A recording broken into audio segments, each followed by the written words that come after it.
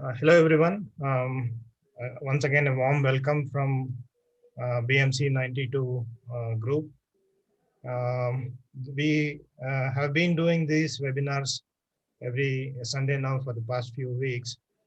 And today we have an August panel where we will try and discuss and share some of our views, challenges, and opportunities that we have and while managing patients, especially in the rural setting, COVID patients in the rural setting. Um, Today we have Dr. Anil Kumar Avulappa. He is actually a general surgeon from the People's Surgical and Maternity Hospital in Bagepalli Taluk in Karnataka. He has been doing phenomenal work in the rural setting in almost 100 villages in Bagepalli Taluk. And we would look forward to hearing from him about the challenges, the frustrations, and what he has learned from this experience.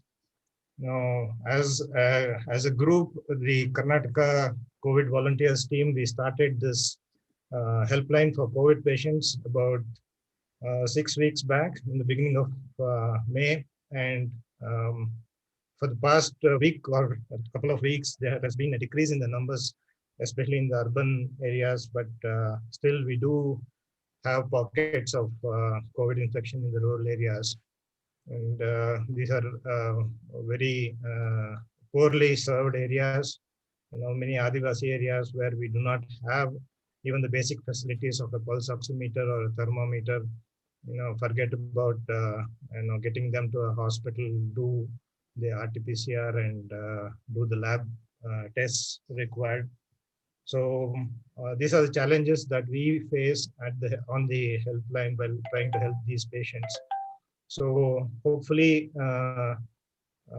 we will get some insight as to how to go about managing these patients. Also, we would like to get the thoughts of the other two panelists. Dr. Tejaswini, she's from Mysore Medical College, and she has done her FNB in critical care, and she's a consultant at MS Ramaya Medical College in Bangalore. And then we have Dr. Anil Kambli. He is also an alumnus of Bangalore Medical College. He was a year or two senior to us, I think. Trained in Yorkshire in the UK, and now working at Lister Hospital, Stevenage, just north of London. And he is also a critical care specialist in the UK. So without wasting much time, I would like to first ask Dr. Anil Kumar to tell us about his experiences and what he has learned and what we can learn from him while managing these COVID patients in the rural setting.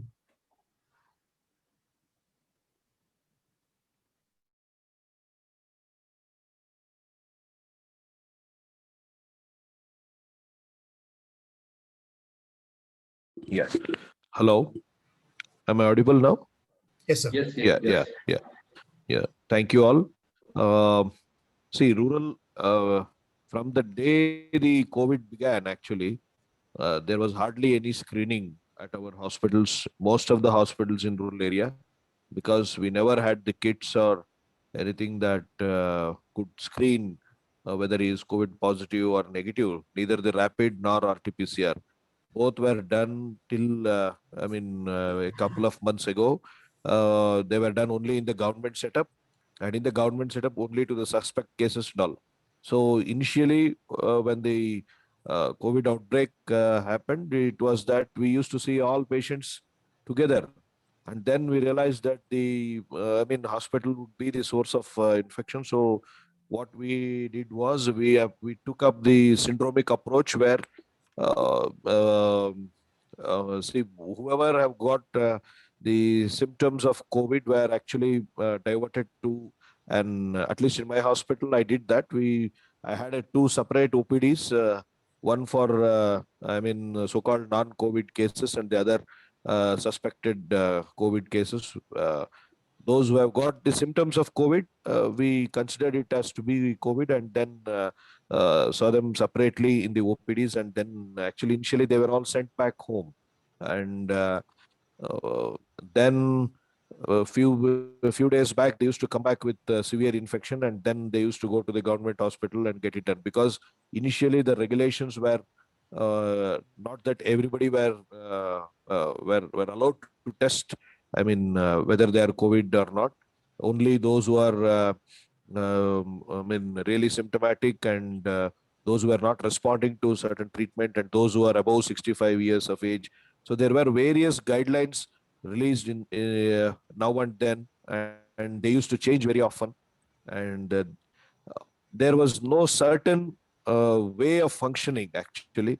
And even when we approached the district administration and other authorities to actually declare one or two hospitals as completely COVID hospitals, and rest all can take care of non-COVID cases, but they didn't do that in the first wave at all. Even now, actually, if we go to the taluka hospitals and other things in the government setup, the maternal services are still continuing there, along with the COVID patients in the neighboring ward.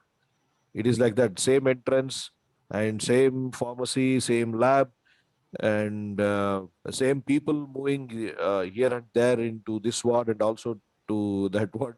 It is such a kind of situation even now in most of the hospitals in the rural area.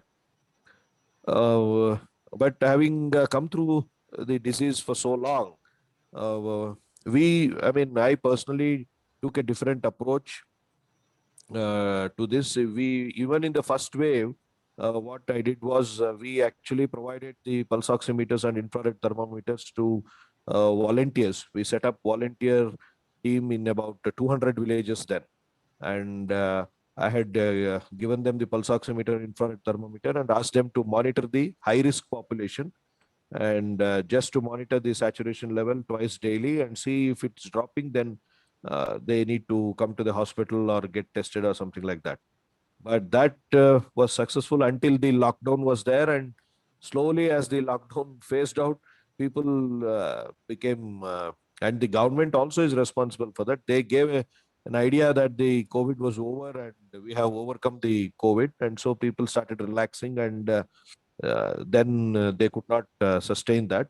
But once the second wave started, and these volunteer teams were they themselves geared up, because there was at least one death in almost every village in the rural area with some other reason. Suddenly they used to die, and then people got panic, and then they started actually approaching to what to do. And then I provided them with some basic medicines, like I use from the day one. We have been using only three medicines, that is dolo, I mean paracetamol 650 milligram, with cetirizine 10 milligram, and one that is doxycycline. I have given them 100 milligram of doxycycline. Uh, so we have made, into small packets, so that 1 5-day course for every patient, and we have kept them with the volunteer team, and the volunteers have been provided with the pulse oximeter and infrared thermometer, and every household in the village has been informed by door-to-door campaigning that what are the symptoms of COVID, and they will have to approach our volunteer team on the first day of their symptom. Uh, and our volunteer team will actually take note of that, and then they start the medicine and make a note of the first day of the symptom. And what we have found is, after monitoring for a few days, exactly on the 7th, 8th, or 9th day, these people are landing up in trouble. There are three changes basically happening on 7th, 8th, and 9th day. That is, one, either the existing symptom will increase in its intensity, or a new symptom may appear. Suppose if they start with headache and fever, then they will have myalgia on 7th, 8th, or 9th day. And then a little cough or breathlessness on that day if they don't have any cough or breathlessness earlier. So on those days, initially, actually, we didn't give steroids on those days also, and that led people to have severe infection later, and then hospitalization and all. But After a few weeks of this, then we started giving methylprednisolone to the patients with actually 2 or 3 days of methylprednisolone. The symptoms used to disappear, and they became all right. So for the past 1.5 months, from say now it is June, so May or April end, from April end till now. um Now, right now, we are functioning in about 162 villages. So from we started with 100, and then in the by the month beginning of May, we had reached about 136 villages. So if we consider that 136 villages, data of 136 villages, we have seen around 600 patients uh, with the syndromic approach. And most of them have not been tested for COVID, either positive or negative. They have not gone for testing at all. And though under 30 of them, among these patients, 30 of them had got tested, and they were also treated in their house only. We had advised them to home isolate themselves, or at least wear a mask continuously and stay in the house separately. And that worked well. And we found that this methylprednisolone, and exactly on that day, maybe seventh, eighth, and 9 days, ninth day from the starting of his symptoms, it has helped, really helped. And the uh, mm, people got relieved of their symptoms, and they got better. And even today, people are scared of getting the test done. The reason being, they are afraid of not they are not afraid of COVID per se. Actually, they are afraid of the quarantine center or the isolation wards, which they will be put into, and there will be nobody to take care of them. And the food, everything is a problem, because uh, whatever it is, even in the hospital, where which I converted my hospital into a 30-bedded COVID care hospital with oxygen and everything. I We used to allow the relatives to visit them and talk to them and all, with due precautions. And though few of them contracted the disease, but they were also treated. And this gave actually immense, I mean, the moral or the psychological support to the patients. Or else, what will happen? They are not used to these kind of situations, staying in the hospital alone with unknown people, like the nurses or the ward boys or the ayas taking care of them, giving them food and all. Uh, and they're psychologically, they will go down. I can see the fear on their faces even now, as long as they stay in the hospital. And once we procured oxygen concentrators, and once the need of the injections and other things were over, I used to send them home just to monitor, just to see whether they will improve with the oxygenation in the houses. Yes, a few days we gave the cylinder and also the oxygen concentrator, because the power supply in the villages is very bad, and whenever there is no power supply, they used to switch on to the cylinder, and then when there was power, they used to take it from the concentrator. This actually, the what I learned from that was, within 2 or 3 days after them going back to the houses, they recovered very well. Their saturation improved, and their facial, I mean, the expression of their face, or their psychological feeling, what I can say, changed drastically. In the hospital, they are not sure whether they will go back home. That is the fear which they were carrying, when as long as they were staying in the hospital. And getting an RT-PCR and all is really difficult in the rural area. Only the government setup they are doing. We are not allowed to do that yet, at least in Bagepalli. And the government, they have lack of healthcare professionals. I mean, lack of lab technicians, or there are only 2 or 3 technicians. If one goes on leave, or if one tests to be positive, they are sending them off home, and then there will be only other two. So now, as of Bagepalli Taluk is concerned, they are doing only from morning 10:30 to say about 12:30 or 1:30. That's it. And after that, the patients have to wait for the next day, morning 10:30 only. So that is how the testing thing is being done there. Moreover, see, what I felt, no, to tackle in the rural area, we must not allow patients to reach a level where they would require oxygen, where they would require ICU and all. That is impossible. And we cannot think of providing them to such a vast population. However fast we work, we cannot provide them with oxygen, ICU and all, because one thing, getting instruments and getting oxygen cylinders or concentrators is very easy. But training the healthcare professionals now to tackle this is really difficult. We don't have so many.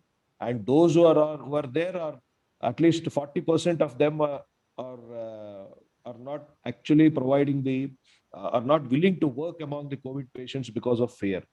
This is among the healthcare professionals I'm talking, be it nurses or ward boys, or even in my hospital, few of them left without notice. But luckily, we could handle it because I trained few of the volunteers because there are only few parameters to be monitored here, and relatively, I felt that it is an easier disease to monitor even in the hospital setup.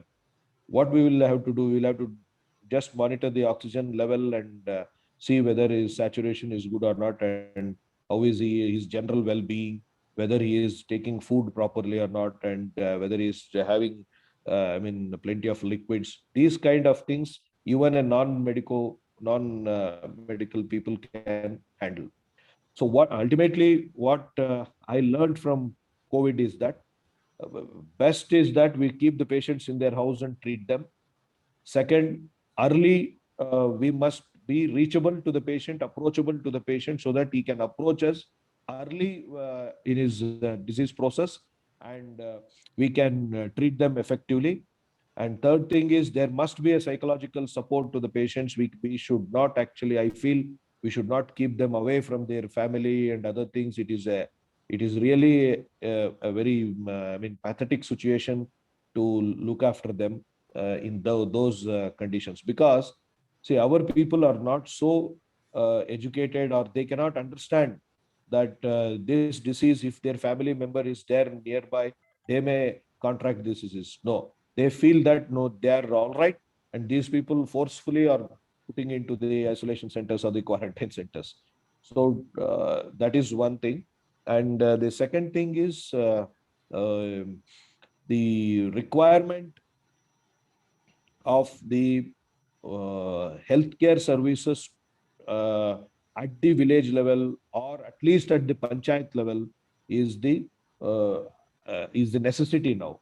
It must be done at the war footing. Actually, I don't know how the nobody is thinking in that lines, and still the cases are high in the rural areas. I personally feel that the government is downgrading them, because it is after all the numbers which they are projecting. And if the DC or the commissioner minds that no, you give the numbers to be manipulate the numbers, they can do it. But however, the severity of the disease has come down. That is there. Though there are positive cases, earlier we used to see patients used to come to us with 40% or 50% SpO2. Now that kind of severity has come down, and even once admitted, they are recovering fast than the earlier. When it began, it was really a hell.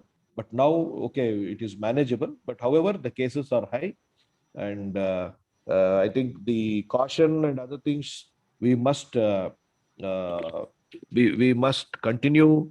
I personally feel till December 2021.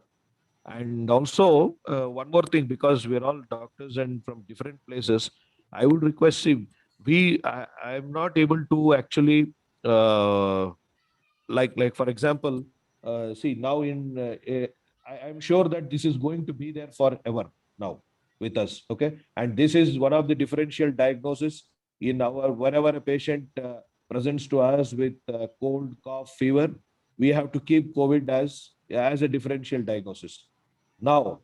And the taking, getting the test done also may be difficult. Rapid kits may be available, but I don't know how reliable they are. But however, what is the clinical way to assess them? That is the thing which we need to actually boil down to certain guidelines, or certain ways to monitor them clinically, though the patient also should be aware of that, and we also should be aware of that. And in this process of treating the patients, I have actually personally auscultated their lungs thrice or four times daily, and phenomenal change happens actually if on that seventh, eighth, and day patient comes to us, and there we find little crepitations just coming up in the base of the lung or anywhere in the lung. It need not be in the base. Any part of the lung, any lobe of the lung can be, or any area of the lung can be infected, and the first crepitations can appear anywhere. Actually, I have seen in the mid zone or in the base also. So on that day only, if we give the steroids, now I have administered dexamethasone 16 milligram stat dose, and the next day itself I have seen that the crepitations will disappear. This is even before patient develops breathlessness or cough or something like that. So, and what I mean to say is one more mistake which I think has happened in treating COVID patients is we doctors, I think, uh, I don't know, everyone will watch by it, or people never touched the patient, never auscultated the patient. We were in our PPE kits and then they were kept away. At least in rural areas, it was like that. There used to be a barricade where patients used to stand in front of the doctor and he used to look at them, and then they used to give prescription. Even for non-COVID cases, it was like that. So there is no question of our clinical examination and other things. Uh, that is how we had to face this. But luckily, ultimately, what I want to say is that actually COVID is more humane than the present system. This is what I have understood. Definitely, COVID is more humane than the present existing system in our rural, at least in rural areas. I think I'll stop here. We can discuss if anything else is there. Thank you, Dr. Anil Kumar. That was a very, detailed information right from the ground zero, from the battlefield. Thank you. We have a few questions. Maybe we'll take them at the last, Ravi. Yeah, I think we'll give others a chance to talk, and then we can take the questions at the end. Yeah.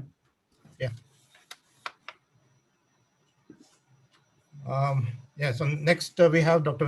Tejaswini. She is a critical care specialist, consultant at MS Ramaya Hospital in Bangalore.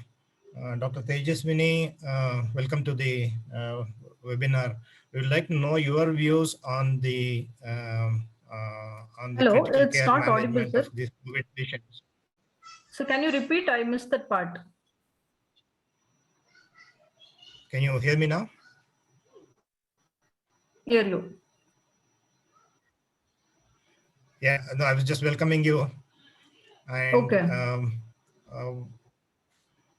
We would like to know your experience in the management of these COVID patients in the critical care setting. And, what are your thoughts about managing these patients, the moderate and severe ones, in a rural setting or in an underserved area where we do not have these facilities that we have at our urban hospitals. So we would like to know what you think about managing these patients in the rural setting. Okay. With regards to our setup, although it's a tertiary care center, at the times of youth surge, we were like near paralyzed with the amount of patients coming in. Like we are harboring now around 82 ICU patients at the highest peak. Presently, it is 32. But with its COVID, unfortunately, is a very demanding in terms of manpower, in terms of expertise, in terms of cost, in terms of morbidity, and the ICU stay just is not 2 or 3 days. It can extend beyond 3 weeks, 4 weeks. It's socially, emotionally disastrous, taxing to the doctors, to the family, everyone. So this is the level of turmoil it has caused in a city like Bangalore in a tertiary care setup. So to extrapolate how we can manage the cases in the villages, it's really a difficult task. But to make things simple, we can first thing is the preventative strategies. I think, as we all know, prevention is better than cure. So just try to avoid spread in the first place. The second one would be regarding the moderate and severe cases. I understand it cannot be done in a village setup, so maybe early referral to a nearby, maybe at the taluka level or the nearby community level, with sufficient oxygen supply, drugs, and monitoring, with some amount of effort from the panchayat level. Whereas and volunteers are definitely needed. Education to patients, like when they have to come to hospital, early referrals, and high risk patients need to be referred early. See, despite all we do, we still have very high mortality, especially in the second surge. Uh, we had a very high mortality even in the best of ICUs in Bangalore. So in rural setup, it can be difficult, but again, we cannot just sit quiet. We have to do our best. So with regards to oxygen concentrators, they have to be mobilized, and the cylinders as a standby, because oxygen concentrators cannot run full time, and medications, adequate use of appropriate drug supply, make sure everything is in stock, and early referrals, and trained doctors, at least someone who can intubate the patient, or the use of HFNC, and nurses. Training of nurses is the most important thing. So it is going to be a taxing thing, but adequate planning needs to be done. And the effect of vaccination cannot be stressed. I mean, it has to be done early vaccination so that we are able to tide over the next crisis.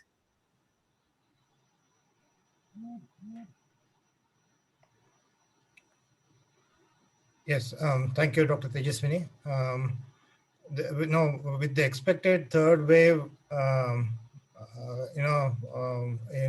we think that it is going to start in August, September, and maybe peak in October, November.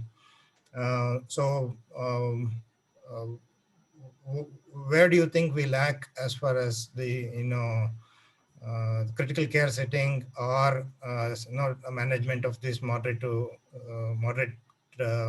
ill patients, especially in the rural setting? What should be our first few things that we need to make a checklist of, and before this so-called third wave begins? Would it be oxygen? Would it be training of manpower? Would it be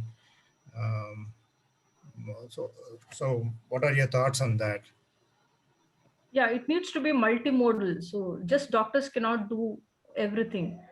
So it has to begin from the people, with the local leadership in association with the doctors, volunteers, and it needs a lot of political backup, financial backup, and in terms of infrastructure, be it oxygen, drugs, be it PPE kits, N95 masks, testing kits, and information. So I would stress upon the use of a tele ICU or maybe WhatsApp based consultations. So we need to make use of technology. So because rural areas, the doctor patient ratio might be as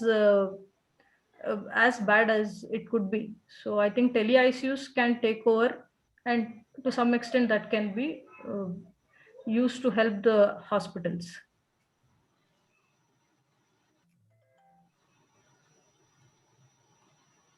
Ravi?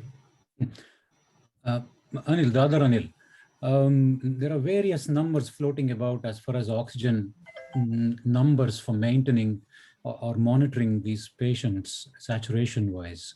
What are your thoughts, in the sense that recent government once said 90 to 94%, if I'm not wrong? So what are your thoughts? When should we initiate oxygen support, you think? Okay. That is, it's a very, okay, simply put, Ravi, okay, for the unacclimatized person, you go up to Mount Everest base camp, 70% is the saturations and they work fine, okay? Some of them fall off, some of them don't. So it is a question of what the patient needs. So what in our unit we did was we accepted saturations of 88%. Okay, we looked at 88%, and then we looked at it at the correlation of the blood gases, and the blood gases were giving a PaO2 of 8. Okay, so I'm talking about millimeters of mercury. That is just about manageable. Okay, okay. So what we didn't try to chase the oxygen, we tried to chase what is achievable. Okay, 88% is what we accepted, and we looked at the changes of. If it is 88% saturation, so what are we looking at? We're looking at end tissue, what oxygenation, okay? It is. And then we're looking at lactate. If the lactate start rising, maybe we just went up a bit. Or if the base excess, if they get more and more acidotic, we went up. But on the whole, most patients did reasonably well at saturations of 88 to 92. So anything about less than 88, we would just think about it. Until 88, we didn't even bat an eyelid in our unit. So given the thing that it is individualized, every patient is different, and some people would like a higher oxygen saturation, some people low, but 88, our unit cutoff was 88, and they did reasonably well. Okay, good to know. If 88 was reasonably acceptable number, was this in the first week or the second week, or it did not matter? It was just that based on the symptoms? I think for us, okay, briefly, I have to tell you about my setup of how our unit works. Ours is a 750-bedded hospital with 18 ITU, HTU patients. That is all ventilated patients, level 2 and level 3. You can do organ support. So when the patients came in, they came in with low saturations via the accident and emergency, and they went into the medical wards. And anything above 88, 92 and below, they were put on oxygen, okay? Nasal cannula, however, whatever the delivery. And then they got symptomatic, which is breathlessness, not getting better, or their blood gases were deteriorating. And that's when they referred it to us. And when we intervened, and I have to say, there was completely two different waves. In the first week, the way we intervened is completely different to the second wave, because we had learned, and as I keep saying, learned what not to do, okay? So it is important as we were learning. So in the first wave, anybody who came in with the low saturations, who were a little bit breathless, we gave invasive ventilation. The thing was, we did invasive ventilation. Now, there were two things. One was mainly sort of self-protection, because you give them high flow oxygen, you give them on CPAP or IPAP. It was more aerosol generating. It just was out there, and we were worried about the staff getting the infection. Okay, they were really scared, the staff, and we don't know whether the PPE would work, albeit it is there, but we don't know it would work. So we ended up intubating most of the patients, invasive intubating, and put it there. And that led to quite a lot of problems, to be honest. It led to, simply put, the moment you intubate, the ventilator doesn't work as good as a normal person breathing. Simple. Okay, that's the end of it. And it comes with its own problems. And when we intubated them, we worked on the thing that they're all ARDS. Okay, all the patients got ARDS, and we quickly learned they're not ARDS. They're completely behaving like a completely different set of people. So we ran them dry. We put lung protection strategies. And when we ran them dry, they went into renal replacement therapy. They went into renal failure. So we had to come down on that, adequate fluid management, and then proning. And then also there was one group of patients where we noticed where the peak airway pressures in the ventilators were actually normal. The lung compliance was normal. So we were just scratching our head.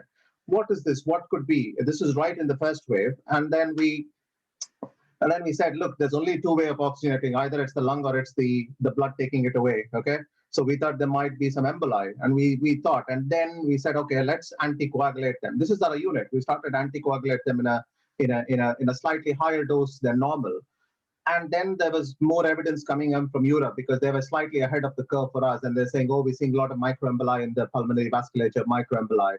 And that turned out good. So there's a multimodal, the lung being damaged and microemboli was not helping. So this was in the first wave. And then we learned what not to do in the second wave. In the second wave, as a unit, we were the late incubators, as in we intubated patients late. So we knew that the PPE were working, because none of our staff got it from the patients. I mean, few of our staff got it, but it was mainly from sitting around in offices. People who were in office in the same offices got it, not from the patients. And so there was much more, the healthcare people were much more happy treating the COVID patients because they know the transmission is low. The second one, we started putting them on high flow nasal oxygen, CPAP, BiPAP, and we tried to intubate as late as possible our unit. And what we saw in these group of people who we did not intubate is roughly divided into 1/3, 1/3, 1/3. 1/3, they quickly got better, went off. Okay, they quickly got better, didn't need intubation, went off to the ward, requiring only nasal oxygen, and then back discharged home. The second bit is they required quite a longer period of higher oxygen therapy, higher oxygen therapy. And they stood there, they were like sort of stagnant, didn't get better, didn't get worse. We were just saying intubate, not intubate. And then they got better and then they went off. So about 2/3 of them got better without intubating. And the 1/3 who deteriorated rapidly, who needed intubating and invasive ventilation, their prognosis was pretty poor. I think there was that. And we could argue whether we should have intubated earlier for them or late. I don't know is the answer, but what we know is whether they intubated earlier or later, their prognosis was pretty poor because they didn't get better, and the inflammatory process of the COVID was still going on. So this was our first wave and second wave major differences. And then I'll briefly touch upon the drugs we used. Simply put, we didn't use a lot of drugs. Okay. So in the first wave, the recovery travel had said, give dexamethasone. We used dexamethasone, that is 8 milligrams equivalent IV for 10 days, if they're on oxygen only if they were on oxygen. And then there was remdesivir, yes or no, and we found out it made no difference. Okay, we as a group of intensivists decided they don't make any difference. So we said we're not offering remdesivir. And then in the second wave, again, we stuck to dexamethasone, and then there was tocilizumab. There was a tocilizumab, and to be honest, for every patient we gave tocilizumab, they all grew fungemia in the blood. Okay, they all started growing candida. They all started growing. So we said, no, we're not giving it again. I think we didn't see any benefits. We saw more detriment. Okay, so we stopped. We didn't give it. So we just said we will stick to what we do best. Okay. Keep it simple, ICU care. Keep it simple so that the lungs get better.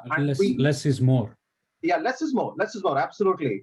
And there's a good evidence in intensive care. The more you do, the more interventions you do, the more harmful it is for patients. So you do good basic critical care support and wait for them to get better. And yes, in all honesty, if they need ITU, they're so bad, okay, that whatever we do, whatever little we do, it comes out. And our mortality was 40%. Yeah, that is what I was about to ask. Mortality. Yeah, our mortality was 40% for the intubated, for the intubated, and then on our unit 1 for the not intubated, our mortality was about 35%, and for the intubated, it was about 55%. Okay. But we were bang in the average about a big data collection center we've got, which is called the Intensive Care National Audit and Research Center. All data and almost all the units in England and Wales are collected. Okay, it's called the Case Miss Program. Huge database, and they were looking at everything what was happening, and they were giving us about almost two monthly report, and what was happening. So again, as a unit, we said is the less we do is the better. And compared to most of the regional units, including what we call it was East of England, Cambridge, Norwich, your unit as well, Ravi, we were looking at it, and we were one of the units which did well. I'm not saying that we did it, any difference. I'm not comparing at all. But when the data came out, we kept it simple. Okay, we didn't do much, and all of our consultants were on the thing that we kept it simple. Just let them recover, because this is nothing else you can do. The more drugs you give, the more harm you get. Coming to antibiotics, we did start antibiotics. Okay, we did start antibiotics. We gave them Augmentin and doxycycline to start off with. But within 1 or 2 days, the moment we did something called the procalcitonin, which is a bacterial infection marker, If the procalcitonin was normal or subnormal, we stopped the antibiotics. We didn't continue it at all. Okay, that was our unit policy point. The moment you get and you stop. So that was our overall experience. And I think if you want something specific, I can. But it was not a good time. Let's put it this way: it was not a good time. Like you've all seen it. I think Tejaswini saying it had a huge toll on the staff, the morale, mental health.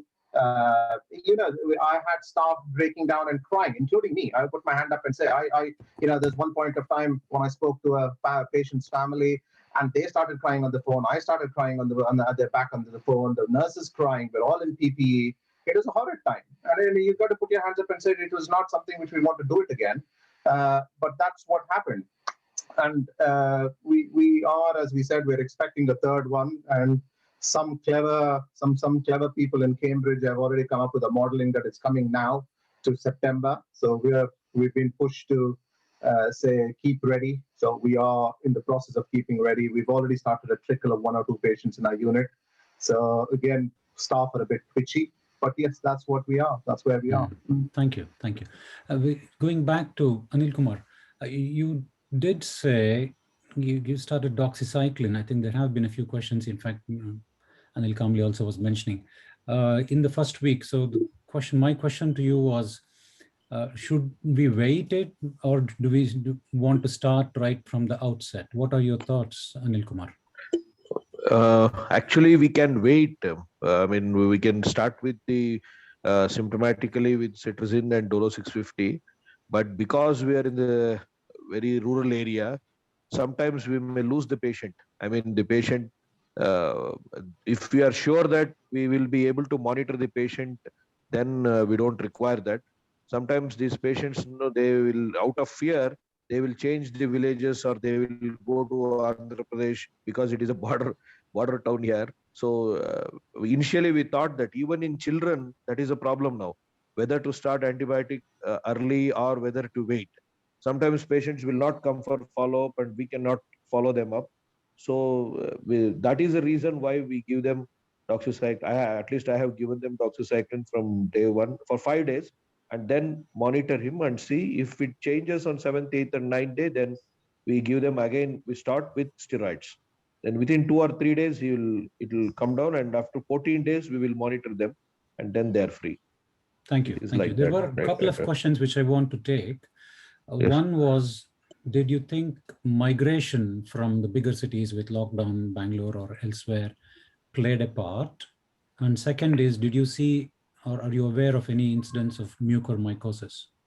Yes, mucormycosis, yes, but luckily 3 of my patients had, actually 4 I think I had, but none of them were diagnosed as mucormycosis because we cannot do KOH operation or endoscopy, nasal endoscopy and all. So empirically, depending on their their symptoms, I started them on actually high dose of Candy Force, and luckily to my 3 of them recovered. 1 had to undergo FES, and then he is also all right now.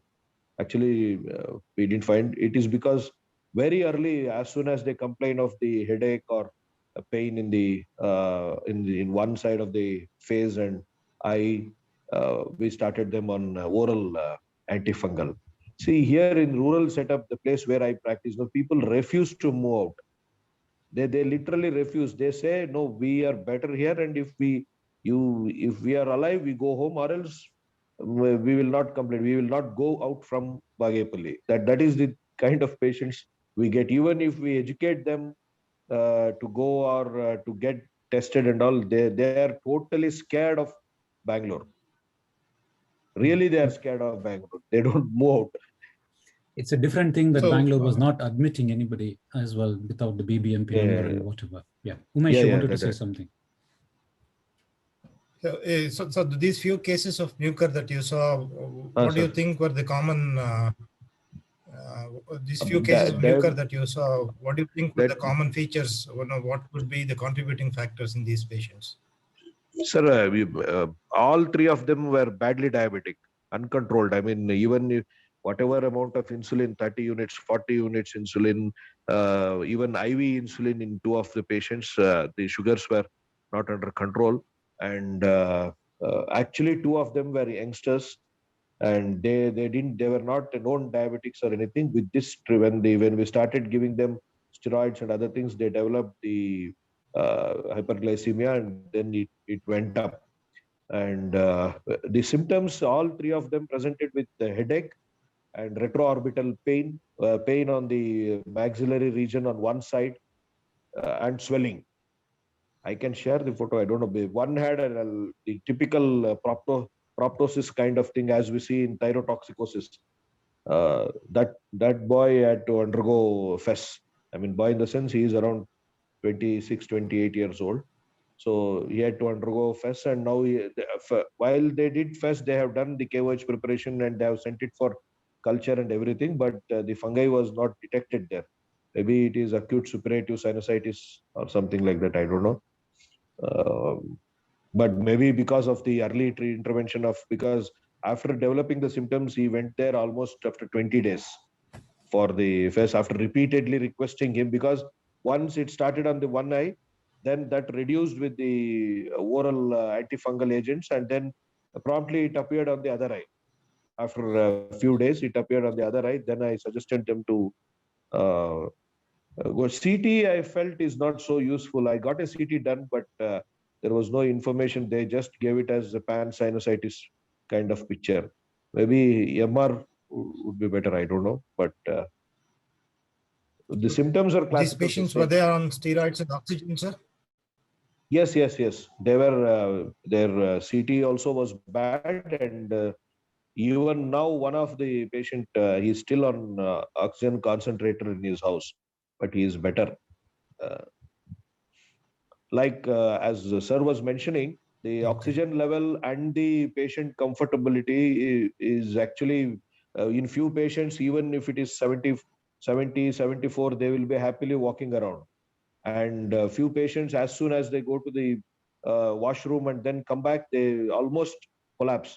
With the saturation of 80 or 82 or 85, they collapse. Some patients, even with 70% saturation, they keep on moving around and without anything. So after the discharge thing, what we followed was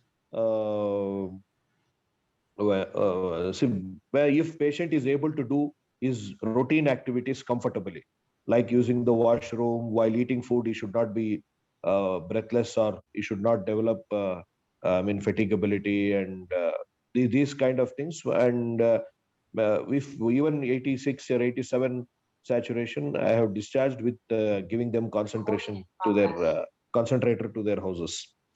So that is how, because procalcitonin actually is around, they are charging around 2,500 rupees per test.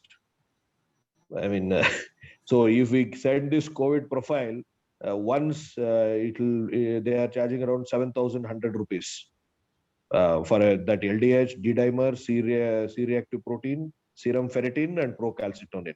Without procalcitonin, 2,500 lesser, and most of our patients are not affordable. Right, sir. That's So right, going back to making a diagnosis and kind of getting an idea of how severe the disease is, I have been taking calls on the helpline, and the most common symptom that I hear is joint pains and low backache. Many of them do not have fever. Many of them do not have any respiratory symptoms. The saturation is fine. The temperature is normal. But then this is a recent onset arthralgia, low back ache that these patients, and I don't know if whether to call them positive or without investigating them, without doing a swab, without not doing any lab tests. What do you think about that, sir? Yes, even yes, sir, you're right. But in those patients, only the paracetamol is not enough, I feel, because they are not relieved with. If they develop polyarthralgia, only paracetamol is not helping them much. So I have added Deflocort 6 milligram BD, and then they are doing well. With Deflocort, they are doing well. I mean, especially do we actually call them COVID positive? I mean, they do not have any respiratory symptoms, no fever, no fall in saturation. yeah, no, I mean, I would treat it as COVID only. We consider, Okay. we see here, they are advised to get their saturation monitored, and then I will advise them regarding this 7th, 8th. That has hit me very, I mean, I am really taken that, see, that 7th, 8th, and 9th day is classical. If they develop any change in their symptom, definitely they are going to land up in problem. If they don't, then they'll be cured, whether COVID or non-COVID. Right, sir. Right. Thank you. A question to Dr. Tejaswini. What are your thoughts on prone position or awake prone position? Can we use that even in the rural setup?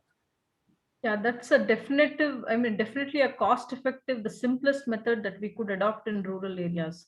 So in my hospital, it is common even in the ward, all patients undergo this prone position. Even in our ICU, what I'm talking about is awake prone proning. Even on NIV, even on HFNC, our patients are laid down prone. Our residents are very, very proactive in this, and awake proning has become very, very common. And clinically, we see drastic improvement. The saturation was around 86, 88. In prone, it goes up to 92, 93. So evidence-wise also, it has shown benefit, although not robust in numbers. It is definitely a cost-effective. I mean, you won't lose anything. So I think it should be advocated in rural areas. Mm-hmm. And have you seen any problems? Suppose you have people whom you have intubated and you're using prone position. Are there any particular issues which you Yeah, that's a different scenario. So compared to awake proning, intubated proning, that's you have to paralyze and sedate them. That poses a whole lot of problems, because in a resource poor setting, especially when we're running full, it needs around 5 to 6 people together in coordination to put the patient prone, and you need all the lines to be in place before you prone them, and the sedations and paralytics need to run in flow. We usually prone around 12 to 16 hours at a stretch for 3 to 4 days.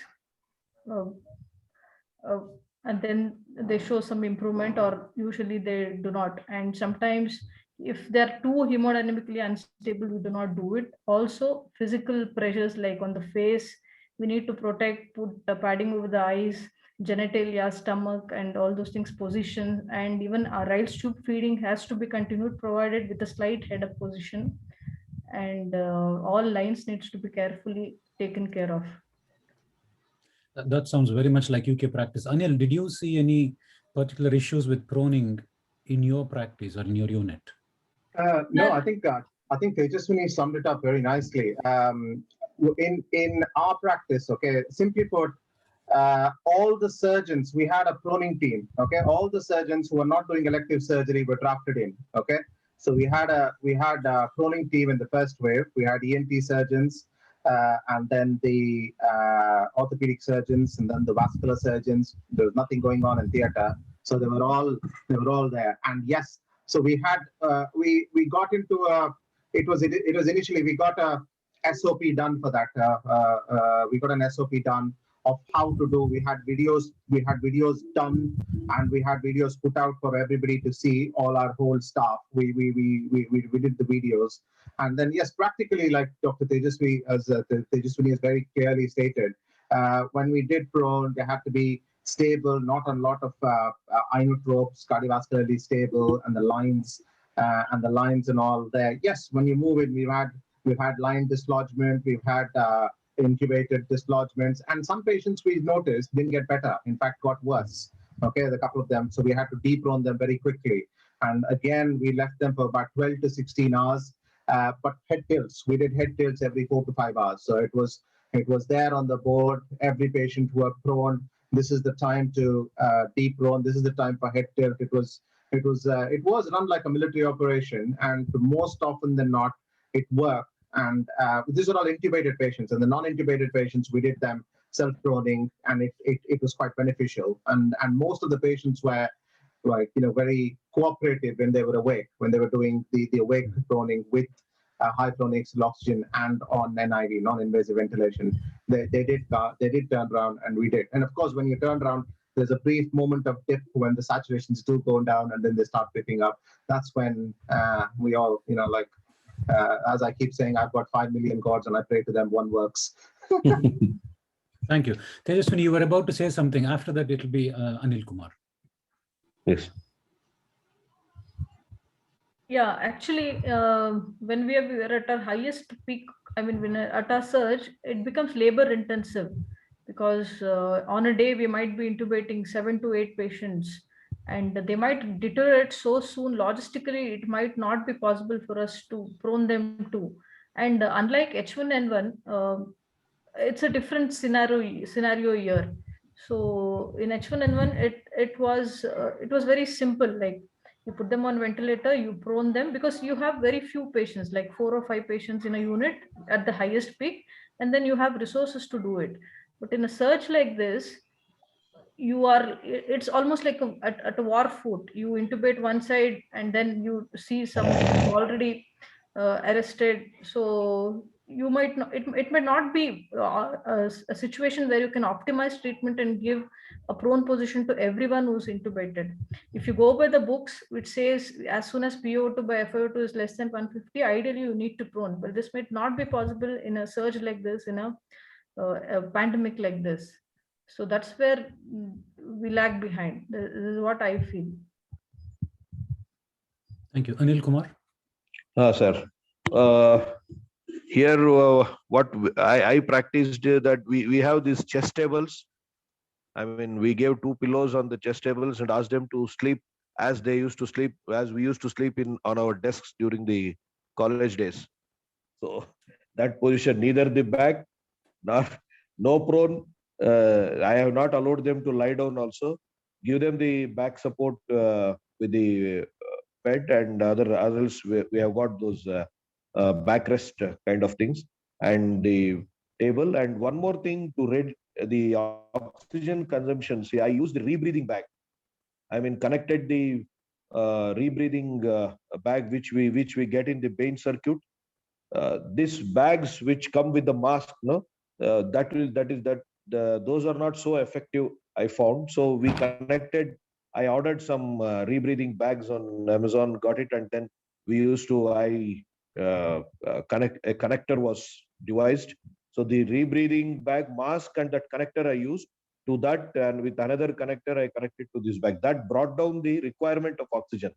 See, if patient initially when he comes with if the oxygen requirement was 15 liters 15 liters, then with this rebreathing bag I could bring it down to say 10 liters or 12, at least 10 liters. Yes, 40% reduction with the rebreathing bag I found.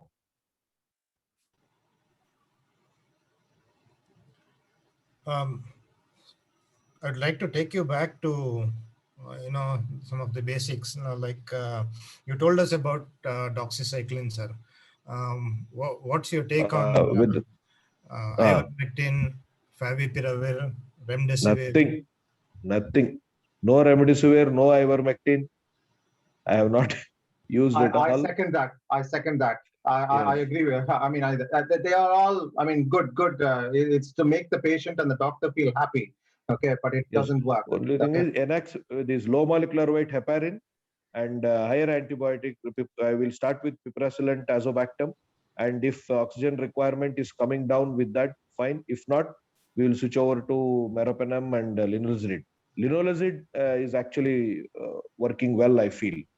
And only one patient out of these, I have treated 86 patients now with 4 deaths, and rest all have luckily recovered. And one patient we had given him tigacycline. Otherwise, rest all are okay. These were really bad patients, and they refused to go. It is another headache now because, yeah, and it is a very, very different situation in the rural area. They think that we can do everything to them, and they feel that if we cannot treat that, they cannot be treated in Bangalore also. That is a kind level of understanding these people have here.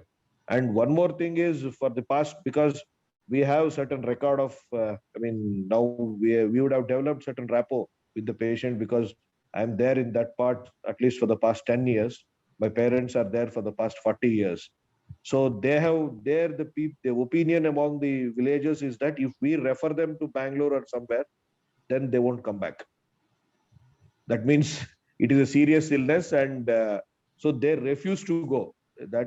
Those kind of people, it is really difficult to handle, convince their relatives and all. But overall, what I feel, sir, after all this, exercises, it is we need to tackle it early, and then simple measures effectively we must do it wholeheartedly. Earlier as soon as we start treating them, we must use all these simple measures effectively. Then I think patient will recover faster. If we receive the patient late in his disease process, definitely wherever he goes, he's going to go. And post-COVID recovery also, we have lost few patients because of fibrosis. Youngster with 36 years age, he went back, he was treated in the government hospitals, wherever it is, but after 14 days, he developed again, breathlessness came, and CT done, it was 25 out of 25, the score. And then he was there 2 days on NIV, and then he went off. Post-COVID also is actually troublesome. I don't know where we are heading towards. So in your experience, what percentage of these patients have this long COVID or post-COVID syndrome, sir? That's what, sir. If patients come to us late, definitely they will have long COVID. If we treat them early, that's what, from the onset of symptoms, if we can tackle them within 6 to 7 or 8, 9 days, within 9 days, then I think the incidence will be less, or else definitely they are going into long COVID or whatever. They require oxygen support, and few may not recover also. So going back to follow-up of patients who are on home isolation, how often do you follow them up? How do you follow them up? Do you have volunteers going to their house? No. See, what we have done is, luckily now what has happened is all these fellows, somehow they have got an Android phone. Okay. And they are able to use WhatsApp and all. So while discharge itself, we will give them the pulse oximeter. Those who are affordable are buying. Those who are not affordable, we are providing them. And every 2 hours, they take a photograph and send it to my WhatsApp. With the so that's how we are able to monitor. And what is your criteria for calling them back to the hospital? What saturation, temperature, worsening cough? What would make you call them back, and what would make you put them on a steroid and anticoagulant? Sir, steroid, what I have seen is that it will be useful only on those 3 or 4 days. After that, I think even despite steroid, people will recover. That's what I have felt. But if patients come back with again severe crepitations in both the lungs and all, then inevitably I have used 2 patients have come back, and luckily after 2 days of that, they are again they are back home. See what we have done. If he is able to eat properly, first thing, and if he is able to with the positions whatever we have asked them to, and then if he can use his washroom comfortably, then I don't treat him. I don't put anything, only with Panpot. The oral drugs what I am using right now are Ecosprin 70.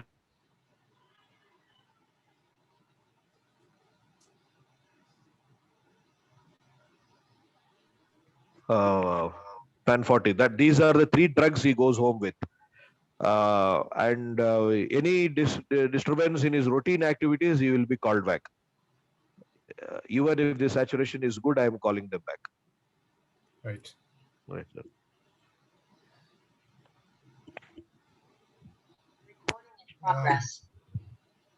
Can I just make a comment? Yes, sir. Can I just make a comment? Sure. Dr. Anil, I think I have to say you're just doing such a commendable job. Such a commendable job. It's easy for me to sit in the UK with all the resources available to say that what we deliver And I just have to say simply amazing. Okay, well, I mean, Thank you, all I sir. can say is very well done.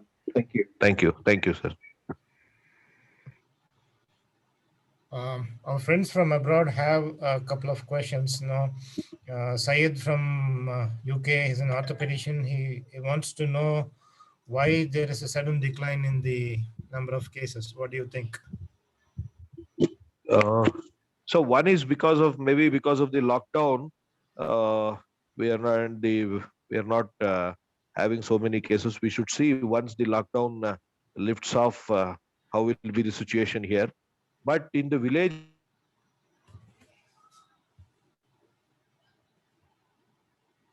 adequately, I feel, though the government has rolled out certain program like Vaidya Nade Halligala Kade, that is the slogan they have given, and they have tested in a few villages.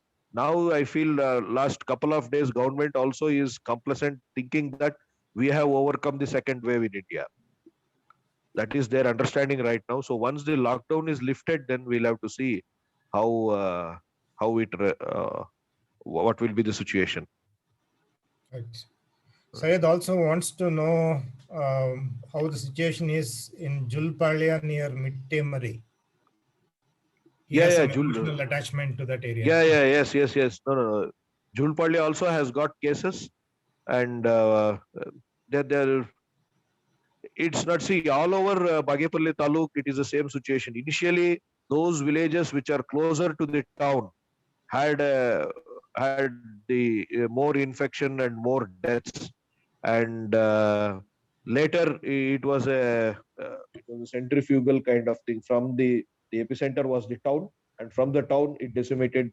Now everywhere it is same. Not a major concern in our taluk now. We have actually the cases are less. Even if there are cases, the severity has come down. They are treatable. They come to us so that we can treat them. Earlier, just packing.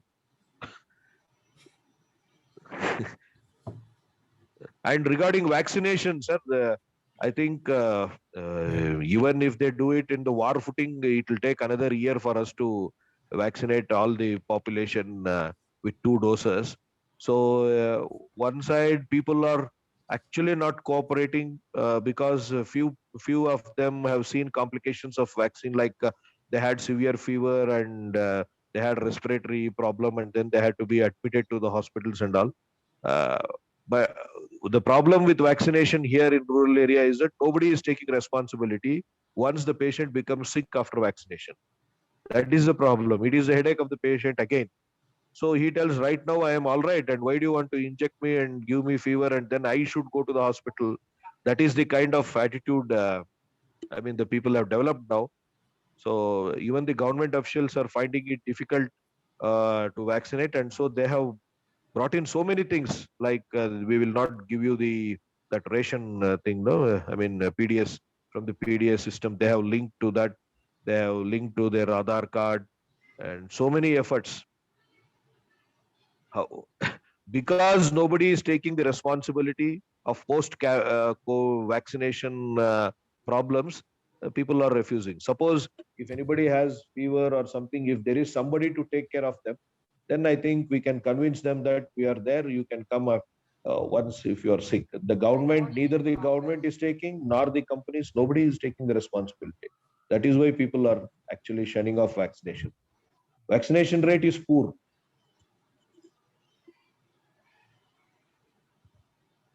I think if between the first and the second wave, if there is anything, what 3 things would you advise for people who want to work in the rural setup? 3 things, if at all. First is awareness. We need to bring about awareness among the people regarding the symptoms of COVID and approach us as soon as they find their symptom, and be careful on that 7th, 8th, and 9th days. And then I think that's it. And we get vaccinated. Vaccination, I'm not able to confidently say, because suppose they become ill, who is going to take care of them?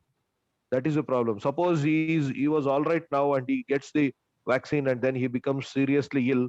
Nobody is giving him the treatment. That is a problem. So otherwise, we have not got any issue with the vaccination. But it is better we get vaccinated. But I don't think Dr. so. Anil, It thank is- you about talking about post-vaccination issues, but Yes. I'm talking about the UK experience. Our experience is very, very, very few people have had vaccine-related complications. Yes, most people do get fever, maybe body pain and things, but otherwise, not none, very few. We're talking about like 1 in 10 lakhs where it is a bit of a problem. So if we need to address this, because we want to kind of make a stop to this, isn't it? I mean, the good thing is with lockdown, the numbers are coming down, but we also want to address the fear. If we don't address that, how will people take more vaccine? That's what. No, definitely people have to take vaccine, but there is no system here. That's what I'm trying to make a point that if the government can set up a system that, see, if you develop, we are responsible, then I think they will come forward and take it. Now it is left to the people only, so they are refusing. It is like that. Even if we convince them, they are not ready to accept it easily. And one way, second thing is the number of shots they are giving per day also is very meager. For a 2 lakh population in our taluk, nearly around 200 per day. You calculate how many days they require to vaccinate everybody. It is like that. Dr. Tejaswini, is there anything, the 3 things that you would suggest to move forward, or lessons that you learned which will be useful? I'm hoping there is no third wave, but just in case. Yeah. First is vaccination is not going to prevent the spread of infection. So with vaccination, again, the social distancing mask needs to be continued. That needs to be stressed upon to the public. And this time in the second wave, we have lost the patients in the age group of 30 to 50, and it was heart-wrenching. And they deteriorated quite rapidly. So maybe because of the Delta variant, we need to do studies more on the genome sequencing and preventive measures, and whether these vaccines, will they be effective, or should we upgrade on our vaccines is another question. And next is preparedness, whether pediatrics will be involved or not in the third wave. We need to be well prepared. It's again going to be I mean, based on expertise, because adults, anyone can take care, medicine, pulmonologist, or an anesthetist, or a critical care person can take care. But if it's a pediatric search, then I think we are in trouble. We need to start from today, make provisions for everything. And with pediatrics, it is going to be socially, emotionally devastating consequences, because as adults, attenders can be managed. But with pediatrics, I think the parents managing them, it's a totally a different scenario. And I think we need to stress upon simple things like use of budesonide, which has improved, shown better results. Use of anti-inflammatory agents. We are using tofacitinib and baricitinib. It has shown very good results, provided we monitor. It's given for 7 to 10 days. Then remdesivir, again, first wave we didn't use so much, and this time we used more often in the severe category because the attenders wanted it, rather than, even if they have crossed the viremic phase, we were forced to use because it had become the drug had become famous. So if you don't give, again, they would question, why aren't you not giving remdesivir? So again, people need to be educated that, and I think the artificial shortage of drugs should not be created. Example, for now they're telling we're not, amphotericin is not available. So the drug controller needs to be very, very strict and make it available, and all this strict enforcement of all the rules need to happen, especially with related to drugs, oxygen. So lessons learned in the second wave, we should not repeat it in the third wave. And yeah, and I think a slow unlocking is of utmost importance. Thank you. Anil, what are your thoughts? What things that we've learned, like first and second wave, you think? I think what we've learned is we don't know how this disease is. Okay, what is it? What's happening? That's one thing. I think if I say I know exactly how this is going to happen, is I'll be lying. Okay, we know what it can do. and we still don't know what it has done and what long-term effects. We have no idea. Okay. And simply speaking about critical care, I think keep it simple. That's what we're saying. Keep it simple. Give basic. Less interventions, the better. You intervene only when you have to, just not because you can. Is the mantra I think we tend to use in our unit. And then a vaccination. I mean, definitely vaccination is there. And anecdotally, there's a mini wave going around within our area. I mean, around our area. And I was speaking to the intensive control. The intensive care leads in all these hospitals, and the majority of them are not being vaccinated. I think in an area near us, there's a high Asian population. There was like they said, I think there were vaccine hesitancy. They had all rumors that vaccine causes lots of other things, and they didn't want to take up. So their cases are high. And then in our unit, we've had 1 or 2 cases who are young patients, 34, 35, who have not been vaccinated because it's not been rolled out to that age group yet in the UK. Now they have, but at that moment they hadn't rolled out. So the people who are unvaccinated, the disease is going up. Anecdotally, I think only studies will say, and there's more and more epidemiologists, more and more people looking at the data and saying it is effective. Okay, whether it is effective, in what effective it is, definitely it won't prevent spreading. But if you get it, you're going to seem to have a milder version of it. Okay, milder version of the disease, not requiring hospitalization is what I'm hearing. But again, time will tell. There's very little evidence. But yeah, I think vaccination. And then the second thing, we told about keep it simple. And the third thing is preparedness. I mean, the preparedness is you've got a very tired medical workforce throughout the world, very, very tired. Simply put, people who go to war, I mean, soldiers who go to war are in the front line for about 6 weeks and they're rotated off. They can't take that high. Okay, they're there for 6 weeks and they're rotated out of the front line for 6 weeks. And we, as a medical profession, we've been sustainedly here from say March last year to about now. We're still going on.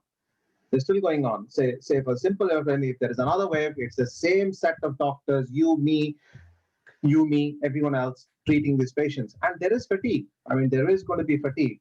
So I think prepared for that fatigue and keeping the manpower, I'm talking about the workforce, in a better state of health, mind, and it is difficult. I know we can talk about it. It is extremely difficult, but I think you need to be aware that there will be a lot of healthcare people who are fatigued and who are tired and are on the verge of breakdown.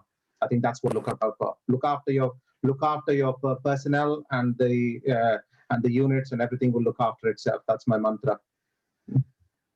Thank you.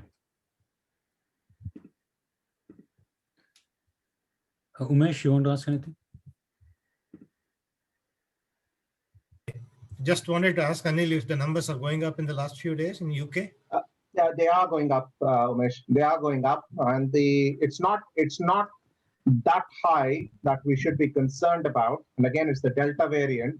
The Delta variant is much more transmissible, and it's like Ravi Kare and me were just having this discussion on WhatsApp. There's been some tweets going on. 66% more transmissible than the original one. Okay, the Delta variant.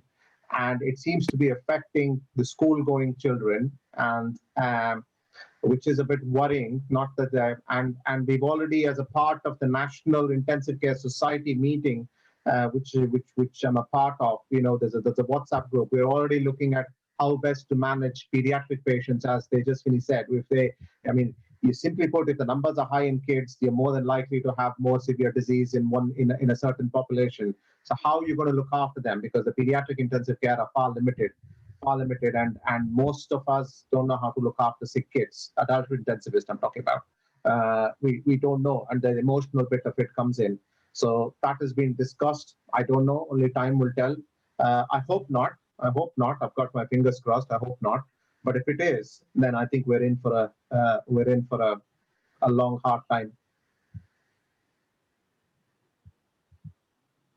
What's your take on use of ECMO for these severely ill patients?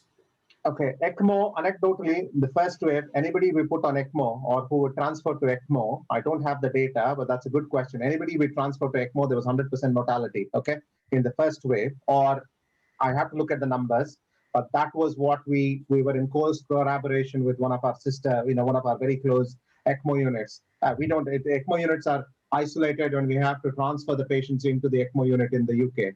So it was very high mortality in the first one. Maybe the patient selection was not that good. They took all the cases who were going to die anyway and put them on ECMO, and they died eventually.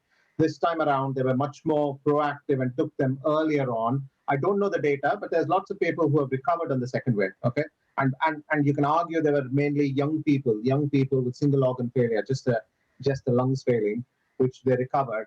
But only the numbers will tell. The number to tell. Look, simply put, if you've got a 35 or a 40-year-old, you cannot oxygenate them or ventilate them on a conventional ventilator. You've got to put them on a ECMO. That's the only way to do it. Okay, that's your only way up. And what the mortality is, whether you put them on the ECMO or not, we don't know. Okay, but there have been recoveries in the second wave. It seems much more promising. Dr. Tejaswini, do you have? Do you use ECMO at Ramaiah? We don't have a robust ECMO services because our cardiology center is tied up with the Narayana Hrudayalaya. Although we have done ECMO in the past for H1N1, this time we have tried, but it was logistically a little difficult to transfer the patient in the very short gap. Logistically, it is very taxing, but we are trying to do our best. We are trying to collaborate with the Narayana team so that young patients are at least put on ECMO.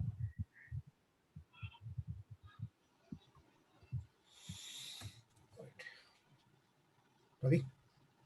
Going back to Anil Kumar, sir, you asked, the question I wanted to ask is, if you have, in any of your volunteers, healthcare workers, are you doing any screening for them for COVID positivity, or if they're only symptomatic, are you screening, or how does that work? Because it is difficult. Yes. No screenings, sir, not even for the hospital staff. Even we are not getting screened. Only if we become symptomatic, and if it doesn't come down with the routine treatment, then only we'll go, or else no. And that's it. Because if we start screening it, if we find positive, they will also stay in the house, and we will have to stop every activity in the hospital. What about vaccination? What is happening with your team on vaccination? Vaccination, yes, they have taken few of them as the age group, depending on the age group, and once they have given, they have taken. What we have found in UK is people who have had both the vaccination, the incidence of asymptomatic carriers is also less. And as Anil was telling, if you get the infection, it's not as severe. So it's a win-win situation is what we are seeing. Yes, I sir. think you're right. That is here also. Same. I mean, same situation here also. Definitely with the vaccination, even if they get the disease, I think it is not that is not leading to death, I suppose. But people are generally, what I'm talking about is the general public. General people are scared because they think that they may become sick after the vaccination. That's it. How can I we don't know address how this? we are. Yeah, we have to create a system to address that. I mean, because nobody is taking the responsibility. That is what I want to emphasize that. See, who is taking nobody is taking the responsibility. If they are not taking the data also. This is another thing. See, they are not recording. You suppose all this should be recorded, right? If they give a shot, and then if patient develops fever or anything, it has to be recorded and intimated. That system is not there. That system is not at all there actually here, and that is why they are scared, I guess. Otherwise, they are not bothered about the information and other things. See, our people know what is the death rate or what is the complication rate, all that they will not understand, and they're not bothered. They are bothered with only simple things, that whether after taking the injection, they are getting fever or not. If I get, who is there to take care of me? That's the only thing now. That is what I feel, at least. by talking to them, because even in COVID, they are not worried whether they will go to ICU or anything. They are worried because once they become sick, they will have to move out from their house. It is that is their problem. Their problem is not breathlessness or anything. They first thing they complain is no.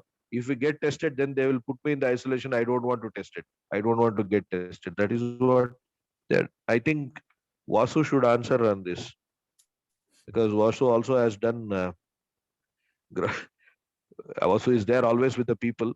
I don't know what his experience is, but at least I have felt that. Vasu, are you there?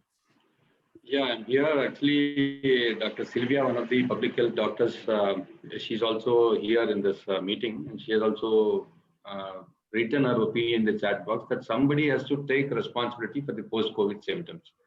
Yeah, Ravi and Umesh, you very well know the things that's happening with our helpline. And I do not think that we can compare the situation here and in the other countries where there are different vaccines are used. And well, we can, having 2 days of fever post-vaccine is also a serious issue for many people because they just feel that they were fully okay, normal. And just with the injection, they got the fever because they're always used to something else. That this Suji injection was always to immediately stop fever. Okay, and there is something else now. The injection immediately giving you fever. So yeah, we need to bring more awareness for vaccination, but still there are some few missing links here. We just cannot say that, yes, just keep educating people. No, there's something else. I'm not sure. Maybe Anil Kumar and all of us will have to discuss it again. What if we come up with a system where post-vaccination for a week or so, in case you become ill, we will pay you this much or ration or something? That is what they're after, isn't it? What they need is that they'll be looked after. Yes, that will definitely people will agree. I feel, because they have got somebody to talk to once they become sick. See, I have never found a patient from the rural area asking me about the scientific, knowledge or whatever regarding the vaccine or any disease for that matter. He is bothered about his livelihood, his food, his work, and his place where he is living. 3 things: he should not leave his village or his house, and he should be getting his food, and he should not become sick. These are the 3 things he wants assurance from us. And then once he becomes sick, there must be somebody to take care of him. That is all. But unfortunately, and the vaccination drive also is very low actually. See, I don't think there are vaccines have, I don't know what is happening with the vaccines, whether they are being produced properly or a distribution problem. I don't know. With such a small rate of vaccination, I don't think they will be able to achieve till December 2021. Because we are such a huge population, and they are not sure that now whether we have to give it at 6 weeks, or initially they said 6 weeks, now 18 weeks. And this also is creating problem. In between, if it develops fever, what we should do? Suppose he has taken an injection now, and after 1.5 months or 2 months, he naturally develops fever for a routine infection in the community. And then again, whether he should take the second shot or not, all these problems are there. So vaccination actually is a very, very difficult task until and unless it is meticulously planned and implemented with greater care. And actually there must be, this will is missing. I suppose the political will to do it is missing. They are just blabbering and giving some statements, that's all. There is no will that they should do this. That's what I see the lacuna there. I think, as Vasu said, we need to discuss this. Dr. Sylvia mentions in the chat, it's patronizing to think that people want rations in exchange of adverse effects from vaccine. It's not, I didn't mean to say to patronize. My concern was, if that is a concern, How can we address that so more people can take the vaccine? That is all it was. Sorry, Dr. Sylvia, if it came across like that. Vasu, you want to say something? Yeah, the same thing. One, I mean, I know what you meant, but still, it is not just the question of 2 days of livelihood, but they will think that something is happening to me and who will take care of me. It is not just loss of wages for 2 days. One, and secondly, if we start saying that get vaccinated, and there is no vaccine available, then that will also create a panic. How do we address that? Hence, we're not sure about what government can deliver after 21st. Of course, now they are squeezing all the states, and the states are not being able to give the vaccine shot. Maybe they have reserved everything for post 21 for some mega event. But we do not know. And what if we carry out a campaign in every village with whatever network that we are building, and then people start asking us, give us the vaccine. So then there'll be another cycle of panic. So I think the vaccine hesitancy is not the issue now. The vaccine availability is the issue now. So we'll have to wait for 2 more weeks to plan anything. Meanwhile, we can have these brainstorming sessions. Yeah. Anil, what is the situation on vaccination of kids in the UK? Right. Yeah. No, they've not been offered yet. They've not been offered yet, Umesh. The only place where they're offering vaccination for kids is in North America at the moment, US and Canada for teenagers onwards. Simply put, my nephews and my nieces have been vaccinated in America, and my kids haven't yet been in the UK. That's how it is. So we'll just have to wait and see. For us, it's all government driven. Okay, whenever the government says you can have vaccines, we can have it. That's how we are. We can't. Somebody's just put kids in UK will be offered vaccine from August. I've just seen the chat, which is good news, because I think that's where our next level of infection reservoir, let's put it that way. Okay, infective reservoir going to be, and we need to break that chain. And how effective, how effective it is going to be, only time will tell for the kids. But yes, I think given the option, I would go and vaccinate my kids. Yeah.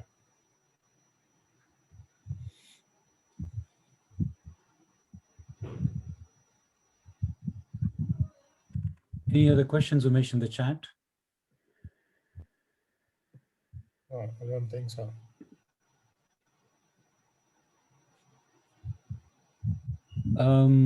Is there any closing? Tejaswini, do you want to start off by any closing statement, unless there are any specific questions from the audience? If you want, you can raise your hand and have a question, or put in the chat. Swami Iyer, Swami has asked a question. Any thought on recent report from AIIMS not to vaccinate people who have developed COVID and young folk? I mean, COVID, if you have natural immunity, so we have to wait for vaccination. I think 6 months was what was suggested in the AIIMS report. Tejaswini, what are your thoughts on that? I think the natural immunity will be there. So I think we can as well get an antibody levels and then decide. So at least 3 months natural immunity should be there. So, and we still need research on that to know the optimum duration between the COVID illness and the vaccine.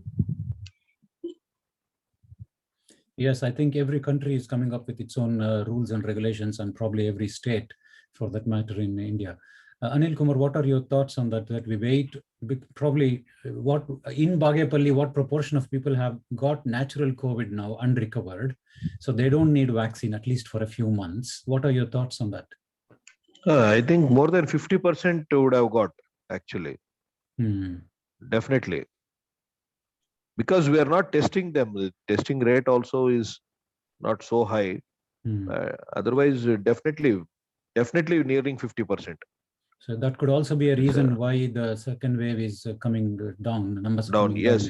Maybe. The severity is also less. So definitely, maybe that should be the reason. Anil, your thoughts on not vaccinating after a natural disease?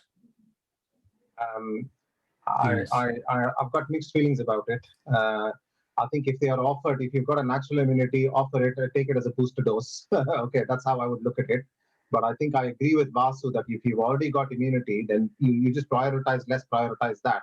But if you have an option and if they offer it to you, then take it. I know I know a few of my nurses who had their immunity, all got it done. I know a few of my relatives. I know one of my close relatives got it done. It's just, if it's been offered, take it. If it's not been offered, that's different. Okay, if they say you've got immunity and we can do it in a bit later, then that's fine. I have no problem with that. But if it's been offered, take it. Vivek, you have raised your hand. Can you hear me, everyone? Yes. Hi, my name is Vivek. I'm a microbiology consultant in West Yorkshire, UK.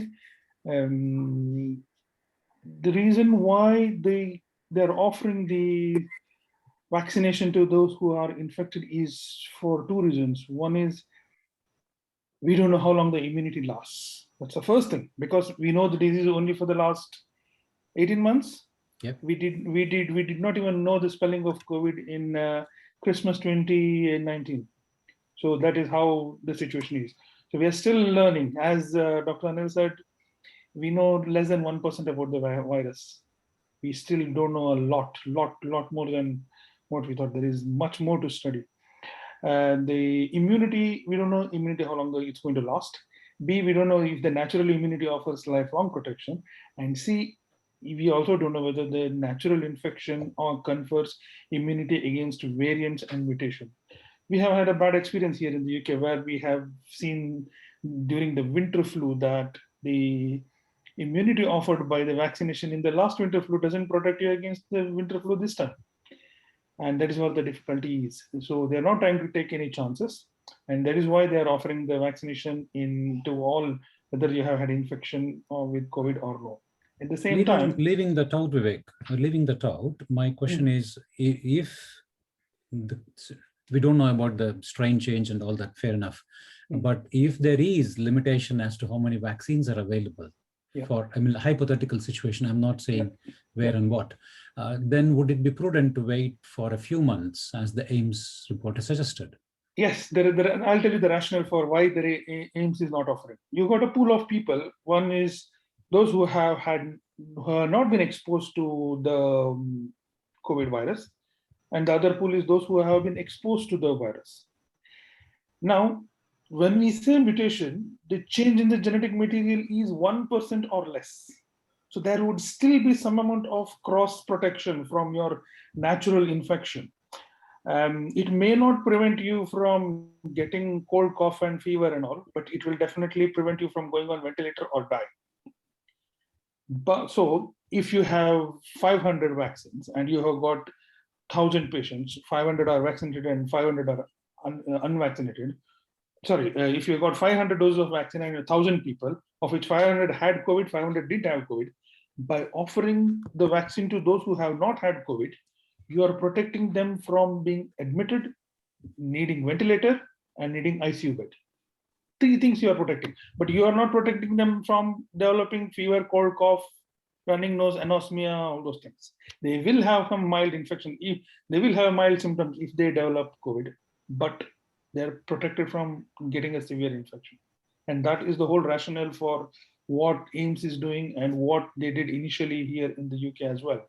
But unfortunately here, as you have seen in the UK, what they noticed is that the protection offered by a single dose was inadequate against the variants, which were highly transmissible compared to the original Chinese variant, the Chinese strain. That is why they reduced the time gap between the two doses from 12 weeks to say that get it sorted ASAP. Thank you.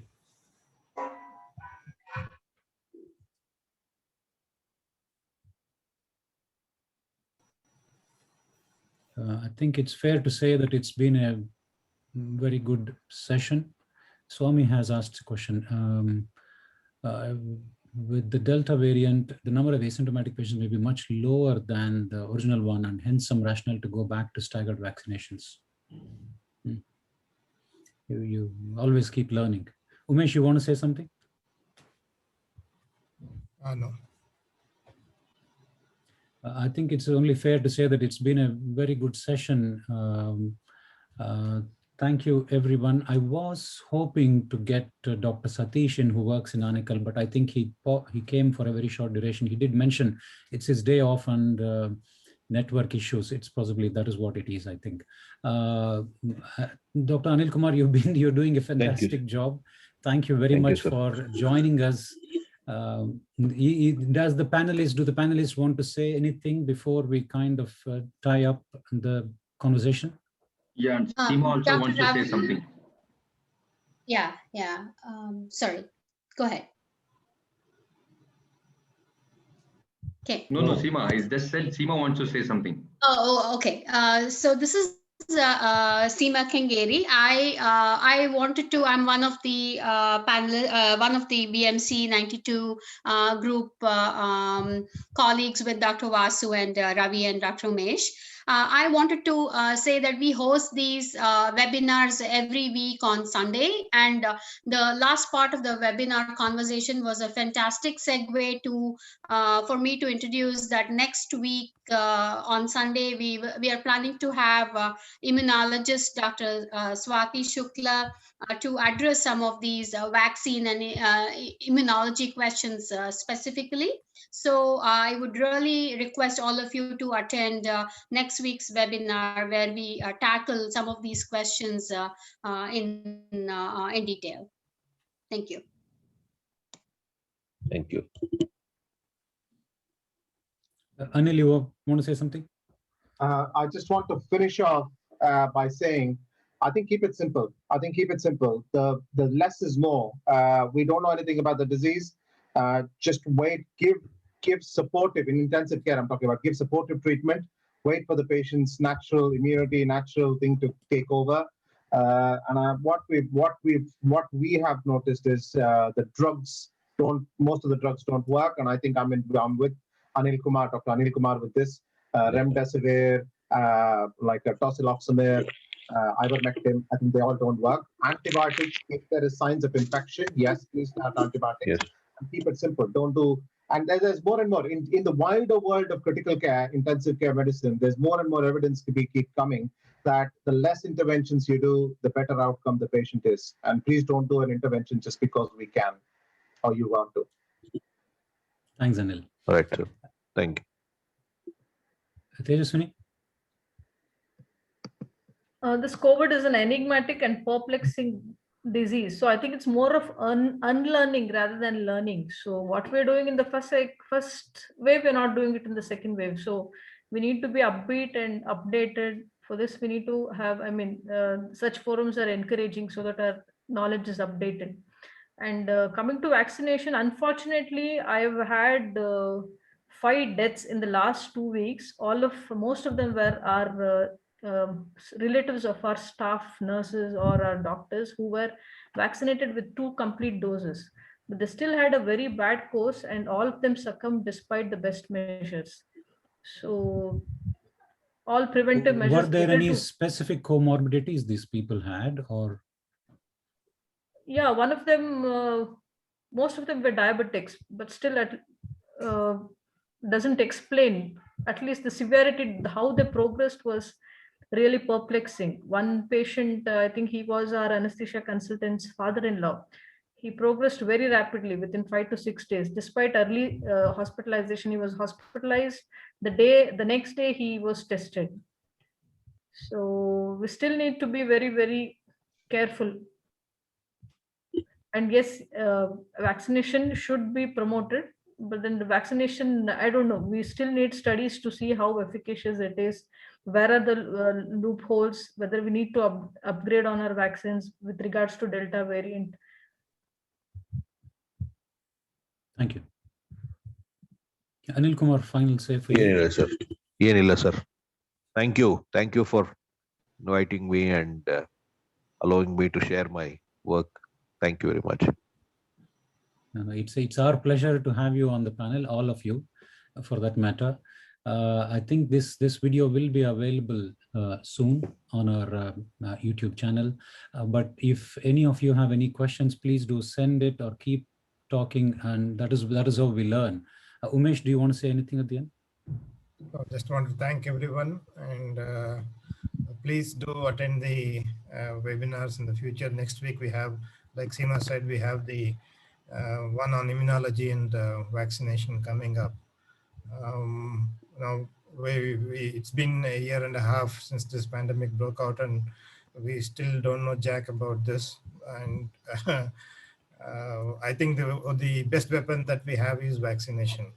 You know, we may have had some failures, like Dr. Tejaswini said, but this is what we have right now, and we have to work with that. So we'll have to, we'll hear what our expert says next week, and we are going ahead with a massive